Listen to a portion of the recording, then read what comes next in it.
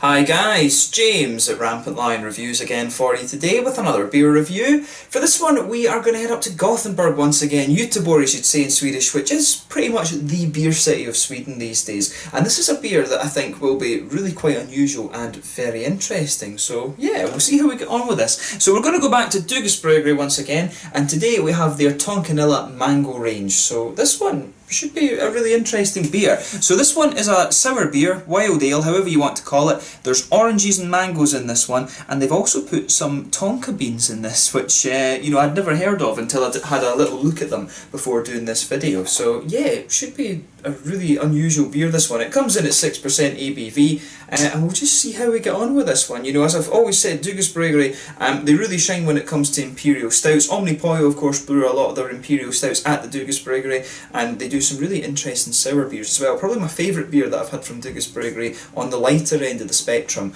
was the Mango. That was a beautiful beer, that one. So this one I'm very curious about actually, so we'll see how we get on with it. Looking forward to it as always, and I hope you guys enjoy my take on this one. So anyway, as is usual with my reviews then, I'll tell you a little bit about the brewery. If you want to get straight to the tasting, just fast forward. All the usual links are in the description below. That's the brewery website, link to my other reviews that I've done from Dugges Bryggeri before. No doubt there will be some more in the fairly near future. There's all the usual social media. If you want to see more beer reviews, do please consider subscribing to the channel. The whole channel of course has a geography based tagging system, so you can go into the homepage and search for beer based on country, city, state, county, prefecture, whatever it is you're interested in. Do check out the playlist of beers from different countries. There is one there for all the Swedish beers that I've reviewed for you. That's constantly being added to, and as always, please do get in touch and let me know some of the other beers and breweries that you guys would like to see me review. It's always great to hear from you guys that are watching the videos, and the support that you show the channel is hugely appreciated. So anyway, to tell you a little bit about the Dugges Bryggeri then. So as I've told you before, Dugges Bryggeri are based in Landvetter, which is on the outskirts of Gothenburg in Sweden,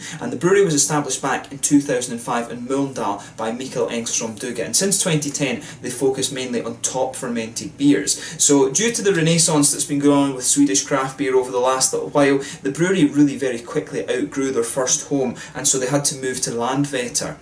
So the older brewery had a capacity of only 1,500 hectolitres of beer per year, however the new one has a capacity of over 8,000 hectolitres of beer per year. So they are a fairly big operation now. I think they may have even expanded on that 8,000 hectolitres of beer per year, because there's a few, from what I can remember, there's a few breweries brewing things at the Dugges Bryggeri. I think obviously there's Dugges themselves, there's Omnipollo. I want to say that Bearded Rabbit have been brewing some of their beers at Dugges Bryggeri as well. There are quite a few out of the Gothenburg gypsy breweries that brew things there, and that seems to be the common thing in that city. There's lots of different breweries there, and they are all a very good standard. Gothenburg, as I say, is the beer city of Sweden these days.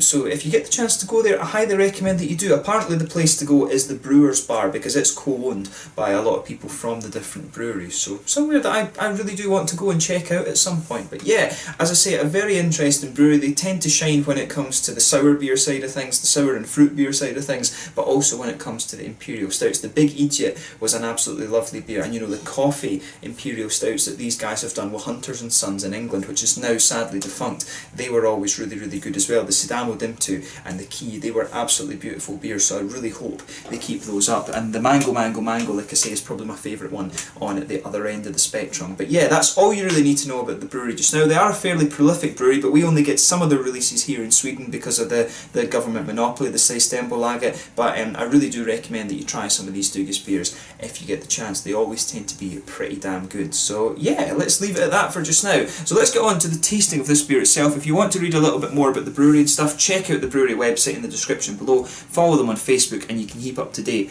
with all the latest releases and things like that from these guys. So yeah, just let you have a little look at the artwork on this one. It's kind of similar to the other Dugges artworks that we've had before, but really nicely presented. Tonkanilla Mangorange, if I'm pronouncing that correctly. 6% fruit sour. This one they're describing it as a sweet spice fruit sour. The ingredients in this one, they say orange, mango, tonka beans, vanilla, lactobacillus. So it should be a really interesting beer. This, as I say, 6%. A sour beer with a name as hard to pronounce as its taste and as its can't even speak. A sour beer with a name as hard to pronounce as its taste is hard to pinpoint. We say Tonkanilla Mangorange, and that it tastes like a cookie, freshly baked with a nice sour twist. Cookie monster. So yeah, see how it goes, how it gets on then. Plain bottle cap on this one, as you usually get with Dugges. It would be kind of cool if they did black ones just with Dugges on the top, but I think that's quite expensive for them to do. But it says best before the 23rd of August 2020. So yeah, bottled fairly recently, I guess. I guess it was the 23rd of August this year, and I'm filming this review for you on the 22nd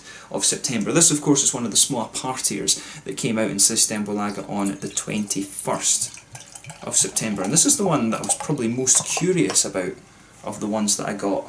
So yeah, this should be very, very interesting.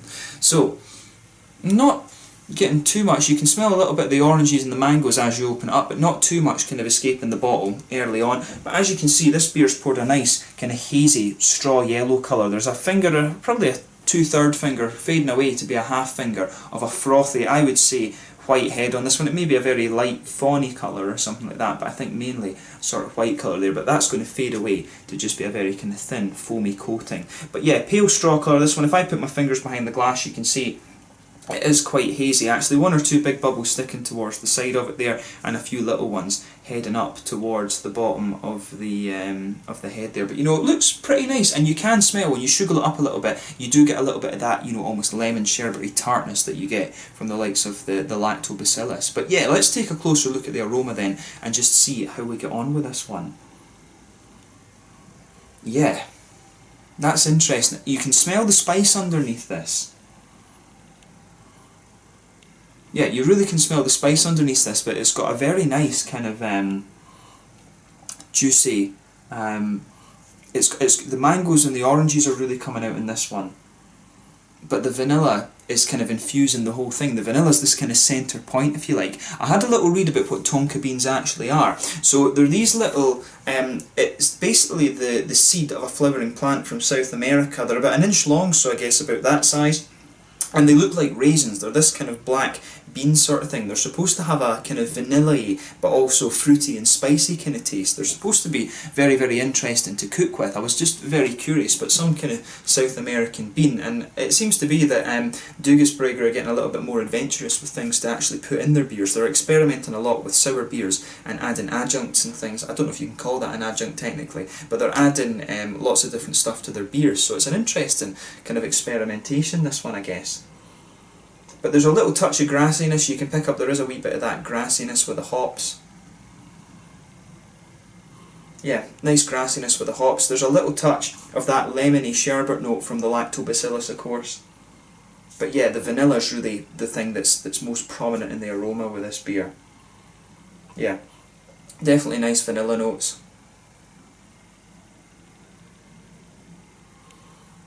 Yeah. And it's really interesting, as I say, you can smell that kind of spicy note underneath it. I'm very, very curious about this one. I don't want to spend too much time in the aroma. It is quite a simple aroma, you know, it is literally oranges, mangoes, a little bit of spice, vanilla, and some of the grassy things, and a little bit of the lactobacillus. It's not anything particularly unexpected when you read the bottle of the beer. But take a little bit of time, take it in, and see what you think. The vanilla comes across quite sweetly in this, but let's have a taste of this one then. So this one, to make sure I pronounce the name correctly, this is the Tonkanilla Mangorange, this one. So yeah, it should be a really interesting one. So mango orange, yeah, oh yeah, that's right, yeah, Tonkanilla Mangorange, if I can pronounce that properly. But yeah, I guess that was the whole point. But let's get stuck into this one. A 6% sour beer with mango, oranges, and tonka beans and some vanilla. So yeah, let's get stuck in. Slanja, skull.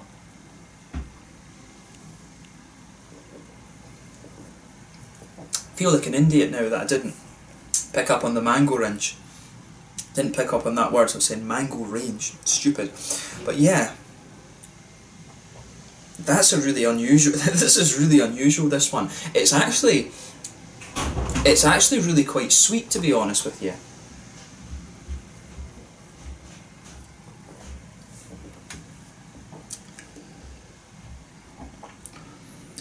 Yeah.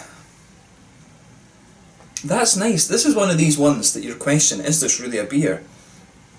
And obviously it is, but it's really an unusual one, this. I don't think I've ever had a beer that is quite like this one. So yeah, I mean, let's try and break this down a little bit.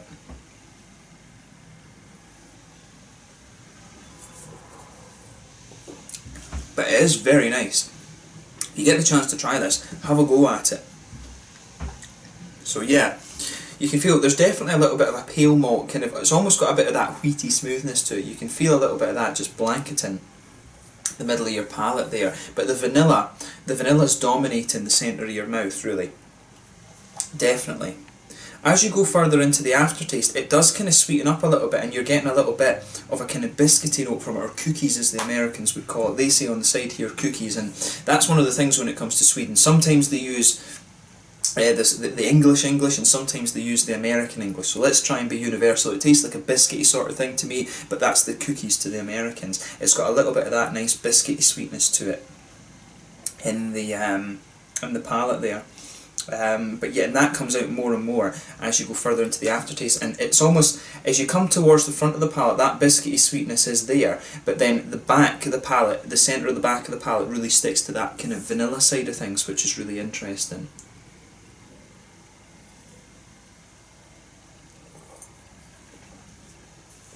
But this is a nice beer. It's ridiculously easy to drink as well, but you know, sip it, because this beer for me is one of these ones that's a bit more about the aftertaste. The aftertaste in this beer is really very, very nice. But that malt base, it's fairly simple, but it's one of these ones that's really well done, if that makes sense. Hoppy side of things with this beer, back corners of the palate, a little teeny bit of earthiness, but it's very, very smooth. The hoppy side of this beer is very, very smooth. There's a little touch of earthiness there, and it's a little bit grassy around the front corner of the palate as well. And the beans in this, it's interesting. I think the sort of Tonka beanie flavours, if I'm not mistaken it, they're sort of coming out with the biscuity notes. They're coming out towards the front of the palate there, and it's interesting because I can see why they say a little bit fruity. I can't pinpoint the actual fruit that it is. It's got the same kind of feel as like lychees or gooseberries or something like this. The fruity note that you're getting from these beans. It's not. In some ways, it reminds me of a kind of. It's got the same kind of feel almost as soy, if that makes sense. Like it reminds me of that a little bit more. But obviously, it's vanilla, and it's got the same kind of vibe to it as soy. But it's not dark and salty in the same way that soy is. It's not that kind of fermented thing. It's more of a sweet thing. It almost reminds me in some ways as well of a little bit of sake. You know, if you think of Japanese sake, of course the 15% stuff, not these 40% rice liquor things, the actual proper rice wine. It has that kind of vibe to it as well. It's like a sweet rice kind of flavour, I think, these Tonka beans, and the vanilla obviously is in there as well. It's like it's got its own unique vanilla type flavour to it, and you can feel that. The original, the regular vanilla, if you like, is more towards the back of the palate, but I think the Tonka bean flavours with the vanilla and that little almost ricey type flavour, that sweet ricey type spice kind of thing, that's coming out towards the front of the palate too.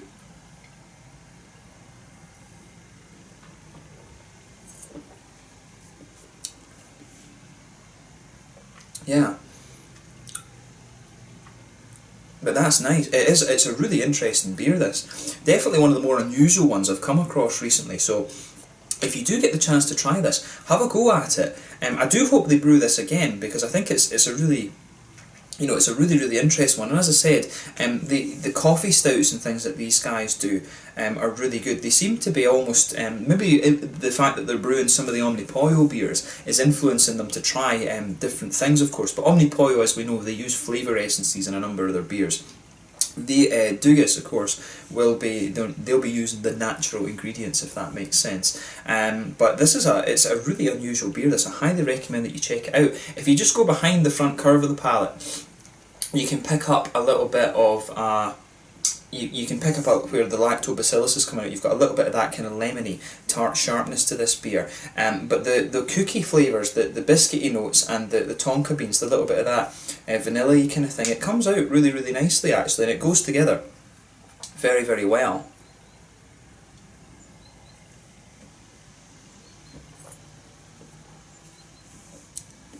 But yeah, I really like what this beer's doing. It's definitely one of the more unusual ones that I've reviewed. There's not much you can compare this to be quite honest. It's a really nice, easy drinking beer, this one.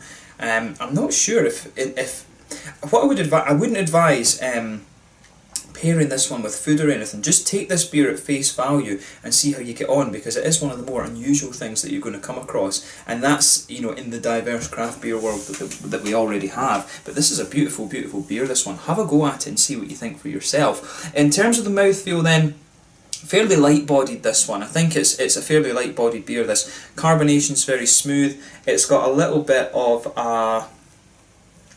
the malt base in this one, or how would I say that the carbonation's very smooth.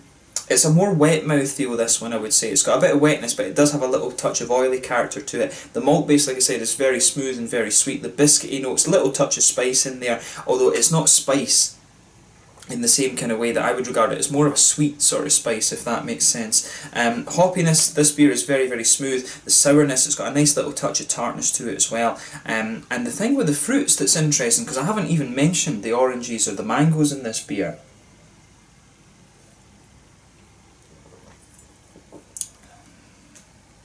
Yeah, I mean, the fruits are there, but you know, they're quite...